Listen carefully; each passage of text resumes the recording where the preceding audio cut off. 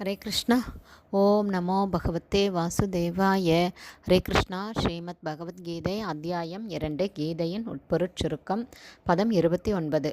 ஆச்சரியவத் பஷ்யதி கஷ்சிதேனம் ஆச்சரியவத் வததி ததைவ சான்யக ஆச்சரியவத் சைனம் அன்யக ஸ்ருணோதி ஸ்ருத்வாபி ஏனம் வேதன சைவ கஷ்சித். டிரான்ஸ்லேஷன். சிலர் ஆத்மாவை அதிசயமானது போல பார்க்கின்றனர், சிலர் ஆத்மாவை அதிசயமானதாக வர்ணிக்கின்றனர், சிலர் ஆத்மாவை அதிசயமாக கேட்பவராகவும் மற்றும் சிலர் கேட்ட பின்னும் ஆத்மாவை சற்றும் அறியாதவராகவும் இருக்கின்றனர். பர்பட் பை ஷில பிரபாத். ஜெய் ஷில பிரபாத்.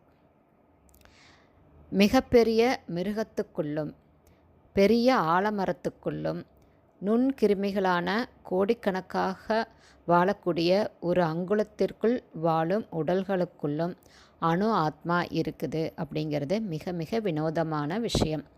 ஏன்னா ஆத்மாவை யாராலும் எளிமையாக புரிந்து கொள்ள முடியாது. நம்மளுடைய பௌதீகமான புலன்களுக்கும் அறிவிற்கும் அப்பாற்பட்டது ஆத்மா. ஏன்னா அந்த அளவுக்கு நுட்பமானது ஆத்மா. இது கதோபனிஷத்தில் சொல்லப்பட்டிருக்குது.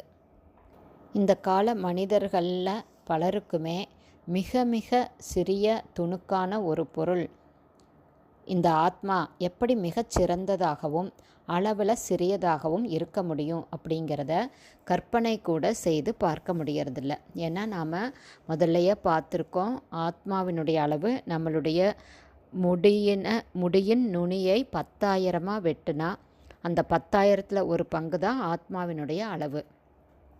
அதனால் ஆத்மாங்கிற உண்மையை அதன் நிலையிலோ அல்லது விவரிக்கப்படும் விதத்திலோ ரொம்ப ரொம்ப வினோதமாகவே மக்கள் பார்க்குறாங்க. ஆத்மா இருக்குது அப்படின்னு தெரிஞ்சுக்கிட்டா கூட சிலர் அதிசயமாக அதை பற்றி கேட்குறாங்க. அதுக்கப்புறம் சிலர் அதிசயமாக பார்க்குறாங்க.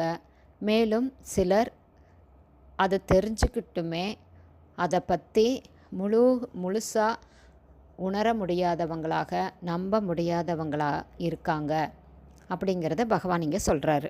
ஆத்மாவை பற்றி நிறையா பேர் கேட்டாலுமே அறியாமையின் காரணத்தால் எப்படி இவ்வளவு நுட்பமான ஒரு பொருள் எப்படி மிகச்சிறந்ததாக இருக்க முடியும் அப்படின்னு சொல்லி ரொம்ப வினோதமாக பார்க்குறாங்க. இந்த அழியக்கூடிய உடலில் இப்படிப்பட்ட நுண்மையான ஆத்மாவும் இருக்குது, கூடவே பகவானான பரமாத்மாவும் இருக்கிறார் அப்படிங்கிறது நிறைய பேர்னால் ஏற்றுக்க முடியாத மிகப்பெரிய உண்மையாக இருக்குது.